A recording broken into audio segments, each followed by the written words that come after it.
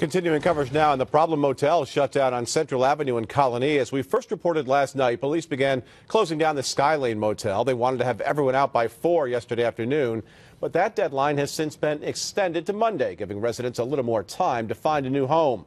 The town released photos of filthy rooms, and the motel's owner, Alex Patel, has pleaded not guilty to the many charges against him. Our Matt Markham spoke with the Albany County DSS today about how it comes to place clients in motels like the Skylane, and he also went to check out some of the owner's other properties. Matt, what'd you find? Hi, Greg. Well, there's no doubt Albany County paid a lot of money to place people experiencing great hardship into motels owned by Mr. Patel. More than $650,000 for the Skylane over about a 5-year period. More than $1.5 million for families at another motel, the Super 8.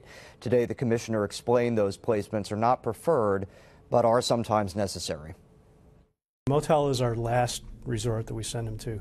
But there are several which work with Albany County to accept social service recipients. Before Alex Patel was hit with more than 250 code violations, his motel, the Skylane, had been one of them. A DSS client had been living there until inspection issues arose from the town. What is the process of going to inspect some of these motels? Well, we have a checklist, and we send an individual here from here.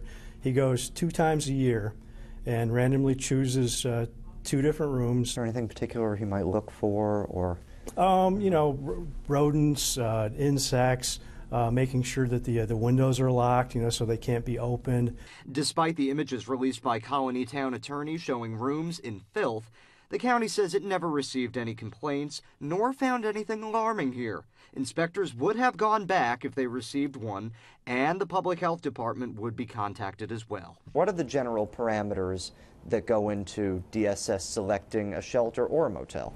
Okay, there's 434 beds total in Albany County for homeless individuals at different shelters, and there's varying degrees of shelters. You have the individual male, you have the individual female, you have families. It's not just putting a roof over their head either.